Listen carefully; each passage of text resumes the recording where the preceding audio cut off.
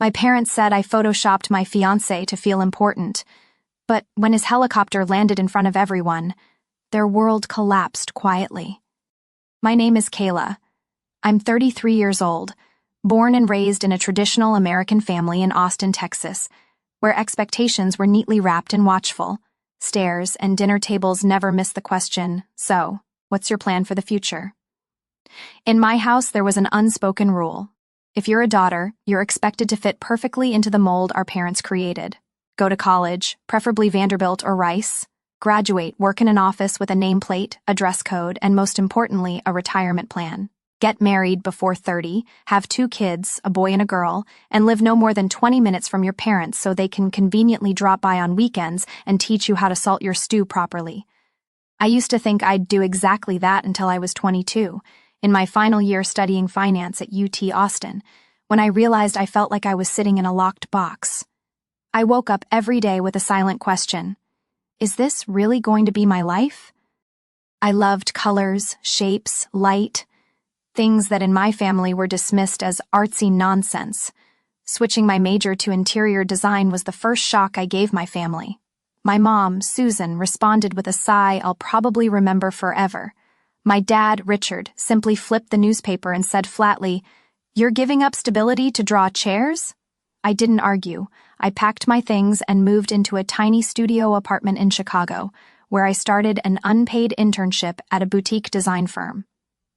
My parents called it chasing a fantasy. They regularly sent me links like top 10 stable careers for women or why getting married before 30 sets you up for life. I tried explaining gently. Then came the debates, and finally, silence.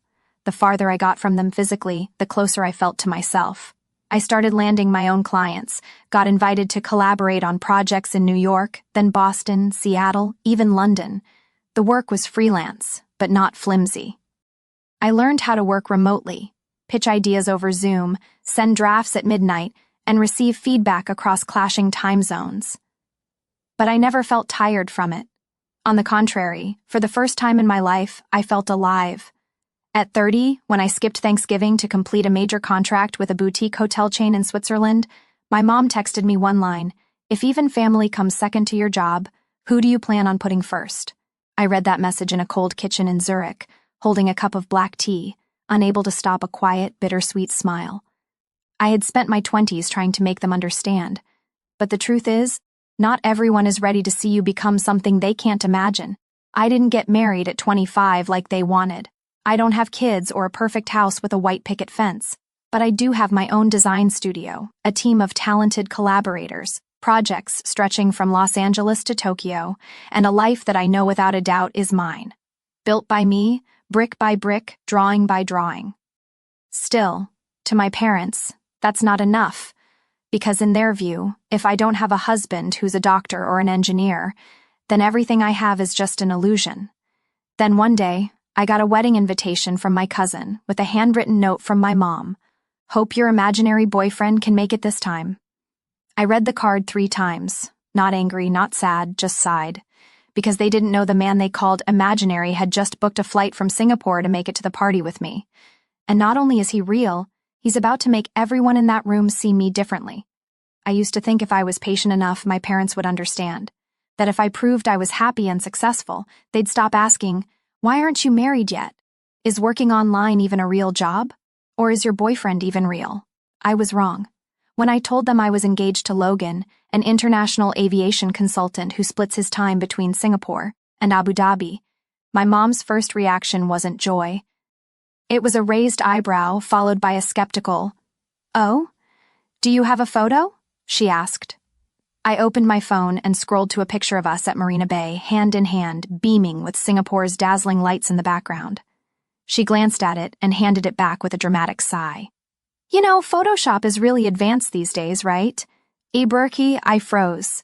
I had braced for them not being excited, but for my own mother to imply I fabricated a relationship, that I edited a man into existence to impress them, that cut deeper than any critique before. She didn't stop there. She brought it up at a family dinner, joking, "Kayla says she's engaged, but no one's seen him. No photos, no video calls, no presents. Might be a model from an interior design magazine." The table burst out laughing like I'd told a funny story. Bro. I sat there gripping my water glass, hands trembling. My heart pounded so loudly I was sure they could hear it. But I said nothing. Not because I didn't know what to say, but because I knew anything I said would be twisted into Kayla's being dramatic. Why so sensitive? Or worse, guilty conscience. Worse than doubt is pity. They didn't see me as a grown woman making her own choices. They saw me as a failed child trying to seem okay after missing the life train, as my aunt put it. A woman in her 30s, unmarried, living far from home. Of course she's lonely.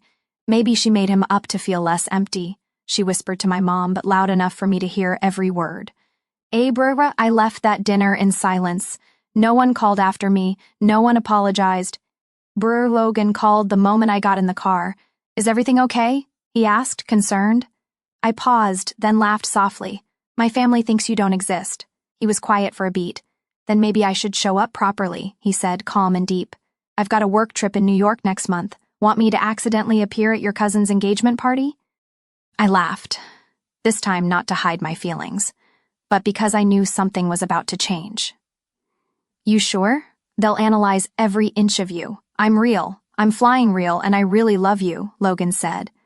They, on the other hand, seemed to need a reality check. Brookie, I leaned back, watching streetlights blur past the car window.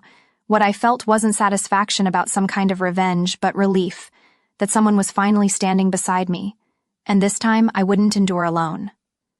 I'd walk into that room differently, not begging for trust, but putting an end to years of doubt, belittling, and being treated like a joke. They used to laugh, but at my cousin Madison's engagement party, no one will be laughing when Logan walks in, and I'll be there right next to him, not to prove anything, but to show them I never needed their belief to live my truth. But now they won't be able to look away. Brr. The engagement party was held at a luxury resort on the edge of Lake Tahoe. Every detail was meticulously arranged, from silk runners down the aisle to a jazz band playing under a glass-roofed garden. My whole family was there, dressed to impress, eyes gleaming with pride as if their golden niece was marrying royalty. I arrived alone. Logan was still in a meeting in San Francisco, but he said he'd try to make it in time. I wasn't worried. I knew he would. The moment I stepped in, every eye turned, not because of my one-shoulder deep red dress or the elegant updo, but because I was still alone. My aunt, Madison's mom, walked over with a deliberate smile. Kayla, are you still single? Then she chuckled, glancing around. Or are we still waiting for the mystery boyfriend to fly in from Asia? Laughter rippled around the table. Brr, I didn't respond. I just nodded slightly and walked straight toward the reception area where Madison was taking photos with her fiancé, Kyle, a dentist, the textbook definition of the stable son-in-law my family always dreamed of. Madison hugged me like a true sister. Thank you for coming, she whispered, her eyes sparkling. I hope today won't be too exhausting for you. Brr. I smiled and nodded, but I knew the real exhaustion was just beginning. I hadn't planned to say anything at the party. I just wanted to come congratulate my cousin and quietly leave. But when the host invited family members to come up and say a few words, my mom pushed me toward the stage. Say something, Kayla, she said, her voice sweet as honey, but her eyes sharp as a blade. It'd be weird if the eldest sister didn't speak. Broke. I stepped up, my heartbeat steady. Everyone looked at me like they were expecting a train wreck. I held the mic and looked across the room at faces that had all at one point doubted me, dismissed me, labeled me a past-her-prime dreamer. Brick Madison, I began calmly. It's beautiful to see you loved, trusted, and celebrated by everyone here. Not all of us have had that. So if you do, hold on to it because that's the most precious thing. Silence, then a few scattered claps. I stepped down, and then the sound of rotor blades. At first, it was a faint hum, but it grew louder, sharper, slicing through the stillness. Heads turned upward. A helicopter was descending onto the landing pad just beyond the golden maple trees. Brr. My aunt lowered her champagne glass. My mom gripped the tablecloth. My cousin's eyes widened. Madison looked at me, her mouth slightly open, speechless. The helicopter door swung open. Logan stepped out, wearing a charcoal suit tailored to perfection, his brown hair tousled from the wind, carrying a small gift box. He walked across the lawn like someone used to attention, but his eyes searched for only one person. Sorry I'm late, he said, his deep voice cutting clearly through the stunned silence. Air traffic. A few quiet chuckles, but mostly, He walked up, gently took my hand and whispered, "Did I make it in time?" I nodded, eyes still locked on my mother, frozen in her silk cushion chair, hands clenched white. She said nothing. No one did. Logan turned to the MC with a polite smile. "I'm not giving a speech, but if anyone was still wondering if I'm real, I hope that's cleared up now." The whole room erupted, not in laughter, but in wide eyes, hushed murmurs, and a feeling I couldn't quite name, but it felt a lot like collapse.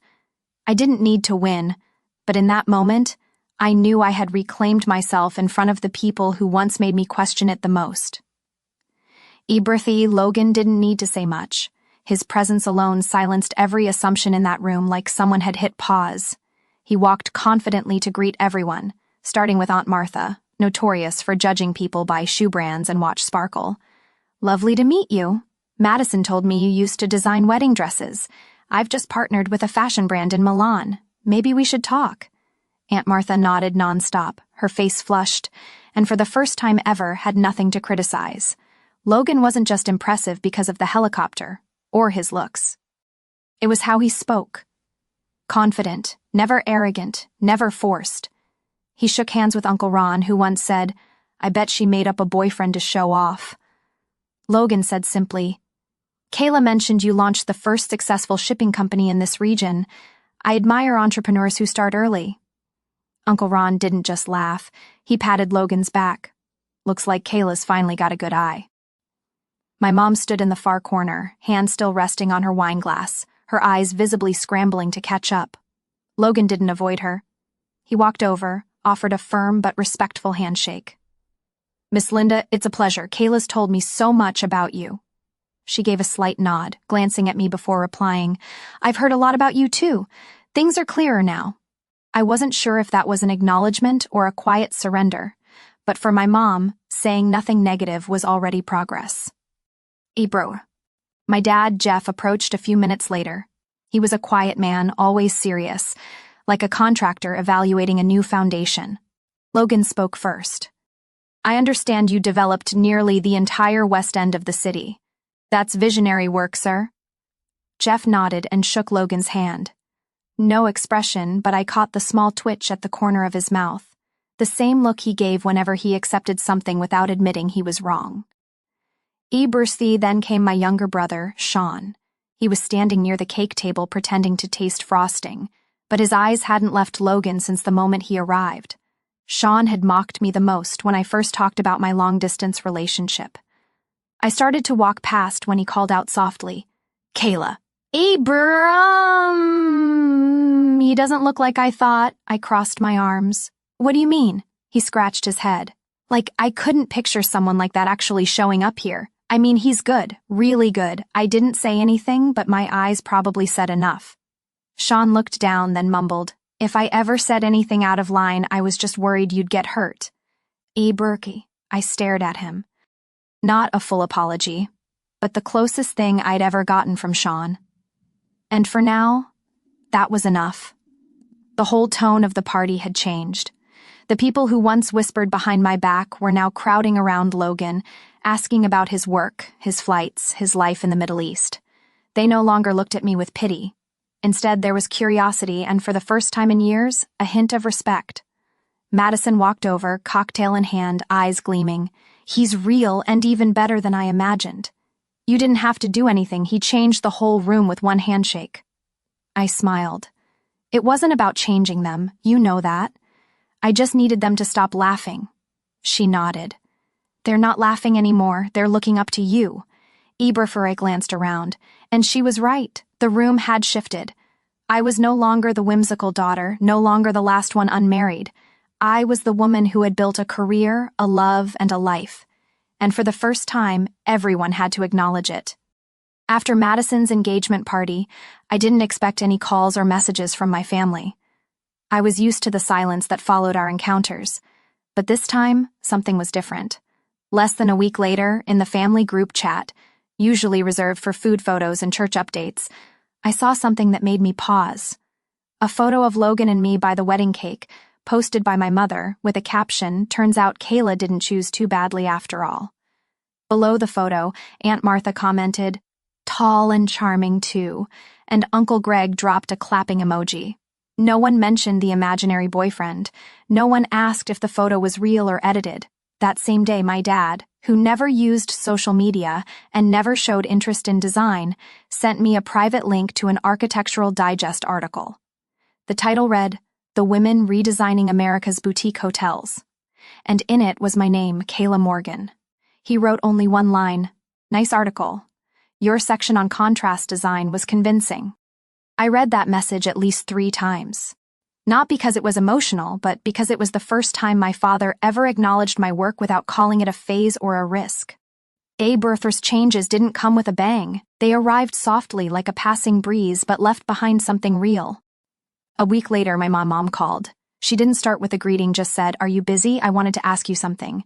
I pulled out my earbuds and sat on the balcony, staring out at the high-rises of Chicago. "I'm listening. I wanted to ask for Aunt Sandy's living room. Do you think gray or beige would go better with the lighting?" I nearly laughed. "You're calling to ask about interior design?" I asked, half skeptical, half amused. "Well, I saw the photos you posted on Instagram. They looked professional." I paused, then said, "Gray, if the room has west-facing windows." She nodded like she was actually taking notes, and then, slowly, for some reason, she said, "I know I've been hard on you. Maybe I was wrong to think there's only one path to success." I didn't respond because I knew if I did, I might not be able to keep my voice steady. "Logan," she continued, "he seems serious and thoughtful." I couldn't help but smile. "Yeah, I think so too. When are you two thinking of having the wedding?" "Not sure yet," I replied. "We're not rushing, but if we do, I'll let you know ahead of time." She didn't say more, but before hanging up, she added, "If you need help, don't hesitate to ask. I'm not great with your modern design stuff, but I do know how to pick wedding flowers." As the screen dimmed after the call, I felt something settle inside me. Not because my mother had completely changed, but because for the first time, she opened a door, even if just slightly, to step toward me instead of waiting for me to come back to her. That evening, Logan returned from a short flight to Toronto. He set his bag down, walked straight to the kitchen, and asked, "You look different. Something happened?" I told him everything. The family group photo, the article my dad sent, the call with my mom, the part about wedding flowers. He didn't say much, just poured me a glass of white wine and sat beside me. "One step at a time," he said. "They're moving." I nodded slowly. "But it's real. Like a plane getting ready for takeoff," he smiled. "It starts slow, but then it reaches a speed where it just lifts off." I leaned my head on his shoulder, listening to the steady rhythm of his breathing. I knew they'd never be perfect. There would still be moments of doubt from my mom, times my dad hesitated between acceptance and skepticism. But I never needed flawless approval. I just needed them to see me, and for the first time, I knew they were starting to. 3 months after that conversation with my mom, I received an invitation to speak at the Global Business Leadership Summit in Dubai, a gathering of founders, investors, and innovators reshaping their industries. Logan would be speaking on a panel about the future of urban aviation. I was invited to share how I built a cross-continental luxury design brand without a single venture capital dollar. I read the invitation email while sitting at my favorite cafe near the studio in Chicago, and I instantly knew what I had to do next. I picked up a pen and hand-wrote on 2 of the thick, formal invitations printed by the organizers. Once you asked if I was serious about my life. This is the answer. I signed them, sealed the ivory envelopes with a wax stamp bearing my name, and mailed them. No email, no heads-up, no explanation. Abraka. 4 days later, my mom called. No small talk. "What should we wear?" I smiled. "Evening business attire, but nothing over the top. Dubai will take care of the rest." My parents arrived on a golden afternoon. Logan picked them up in an electric car at Al Maktoum International. Not to impress, we'd already done the helicopter thing. This time, I just wanted everything to be in rhythm. Just enough for them to see and not be able to unsee. Our apartment was on the 48th floor of a glass tower overlooking the palm-shaped man-made island. White and olive tones filled the space. Italian stone floors, floor-to-ceiling windows opening to a wide balcony with views of the Persian Gulf. On the coffee table sat the blueprint I was working on for a boutique hotel in Morocco. "Bro," my mom stepped in silently. She looked around, gently touching the walnut Scandinavian-style table, then paused in front of an abstract painting, one I had created and exhibited in Tokyo. "This place," she began, then stopped. My dad stood by the window, staring out at the sea. After a long pause, he spoke without turning around. "I never imagined you living like this." I said nothing. I just offered them mint tea that Logan had brewed, and then showed them around the building, the hanging gardens, the infinity pool, the yoga studio overlooking the desert. That night, I walked onto the main stage of the summit in a custom cream suit, my hair in a low bun, wearing only small pearl earrings. Logan sat in the front row beside my parents. The spotlight cast a soft haze over the room of nearly 300 people, like a quiet theater. I didn't start with achievements or awards. I spoke about being underestimated, about what it felt like to sit in a room full of family and still feel unheard, about the loneliness of being labeled the one who chose wrong. I said there were days I lived only on passion and belief in myself because no one else did. I talked about learning to build my own seat when no one would offer one. The room was silent. I looked down at the front row. My mom adjusted her collar. My dad sat with his hands clasped on his lap, eyes fixed on me. After the talk, I stepped down into a stream of people shaking hands, exchanging cards, asking to collaborate. A Swiss executive wanted me to design their new European hotel chain. A Dubai publisher wanted to write a book about my journey. My dad stood beside me, nodding and shaking hands like he was my manager. And my mom, she only said one thing to Logan as we sat down for dinner at a rooftop restaurant. "Thank you for believing in her when we didn't know what to believe in." Logan smiled. "You don't need to thank me. Kayla did it all on her own. I just stood beside her. I didn't expect redemption or apologies. But that look in my mother's eyes for the first time was unmistakably pride, and I understood. Success isn't about proving who is right or wrong, it's about reclaiming your freedom. The freedom to live, to choose, and to be seen as who you always believed you were." As I stepped off the stage that night, the spotlight still glowed behind me. The applause had faded, but in my heart, something still echoed, like the sound of my past from all the years I fought to keep from being swallowed by doubt. I didn't search for my parents' eyes as I left the stage, but I felt them as clearly as standing in the rain. "You don't need to look up to know the drops are falling." Logan was the first to hug me. He whispered in my ear, "You just made the whole room go silent, and you just made me fall in love with you all over again." We returned to the front row where my parents were still seated. My mom dabbed her eyes with a silk handkerchief. She avoided my gaze, but that motion, for the first time in years, wasn't to hide discomfort but to hold back emotion. My dad didn't cry. I don't think he knows how, but he was the first to stand when the talk ended and the last to stop clapping after everyone else sat down. The slowness of his applause meant more to me than any compliment ever written. After dinner, as the crowd thinned out, he approached me, hands in his dress pants, face calm but familiar. "You know," he began, his voice low and a bit shaky, "I used to think art was just a hobby, that you were chasing something vague." I stayed quiet. I waited. But tonight, I saw the people listening to you. I saw how they looked at you. And I realized you're not just creating beauty, you're creating value for yourself, for others, for this world. He paused, then said slowly, clearly, "I'm proud of you, Kayla." I had never heard him say those words. Not when I got into college, not when I opened my first studio, not when I made the magazine cover. But this time, in a country halfway across the world, in front of hundreds of strangers, I heard it. I nodded, a soft gesture of gratitude. And strangely, I didn't cry. Maybe because I had grown enough to understand not everyone knows how to love you the right way from the start. But when they finally learn, their recognition isn't just a reward, it's a milestone, the end of a long, lonely road. My mom came over afterward. She was quiet for a few seconds, then gently smoothed the shoulder of my jacket, just like she used to do when I had school competitions as a kid. "You spoke beautifully." Honestly, her voice softened. "I think I was so afraid of you failing that I didn't realize you had already succeeded in your own way." I rested my hand lightly on her shoulder. "I understand, and I've never blamed you for worrying. I just wish you'd believed in me sooner." "I wish that too," she whispered. But I'm here now today to tell you I won't doubt you again. We didn't need to hug tightly.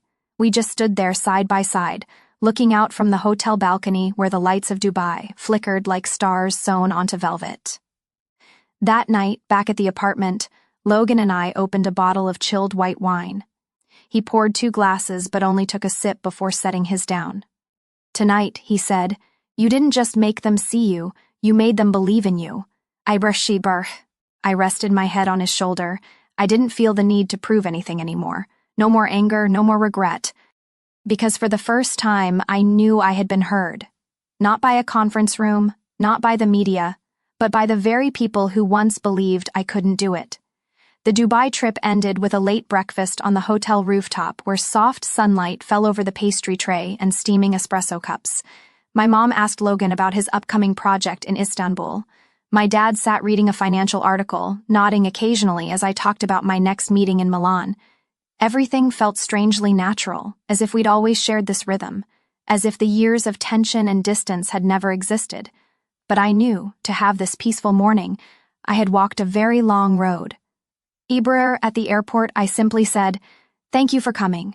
No reminders, no quiet hope that they'd change completely. I didn't need that anymore. On the way back to the apartment, Logan held my hand, stayed quiet for a moment, then said, "You know, I've never seen you this strong." I smiled. It's not because I'm trying to prove anything anymore. It's because I've finally let go. Letting go, not of the dream, but of the expectation of being accepted. And that, more than anything, made me free. I didn't need them to understand every decision I made, every move I packed for, every late meeting across time zones. I didn't need them to love Logan or admire my work. I didn't need them to call me an amazing daughter. The only thing I needed was to invite them to the front row and let them see who I had become, not to get even, but so I'd never have to bow my head again. Back in Chicago, I received an email from the summit organizers. They wanted to use my speech as the opening feature for next year's program. I reread the excerpt they selected. Some people grow up with support. Some fight through doubt. But whoever you are, if you believe in your path, don't wait for a green light. Keep walking. Let them figure out how to catch up. Burke. I sat in the studio, sunlight spilling through the window. A design draft for a seaside resort in Greece was open on my screen. My phone rang. A client from Singapore wanted to discuss a new project. My schedule for next month was packed. Florence, Tokyo, then back to New York. But I didn't feel tired. On the contrary, I felt light. I hadn't won through arguments, not by proving myself in every phone call. I didn't need to walk them through every stage of my life to explain it all. I won by staying true to myself and doing it long enough that no one could deny it. Someone once said, success is the gift you give yourself. But to me, it's also an unspoken message. You were never wrong for choosing yourself.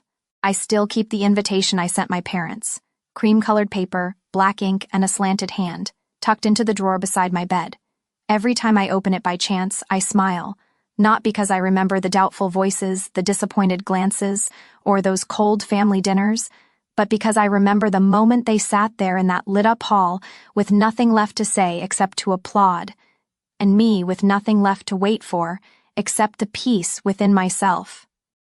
Kayla's story is proof that you don't need anyone's approval to become the best version of yourself. She chose her own path, stayed true to her passion, and kept going despite doubt and dismissal. Her success didn't come from pleasing her family. It came from living honestly, standing by her beliefs, and never giving up. Sometimes the sweetest form of revenge is letting those who once doubted you sit front row and watch you shine.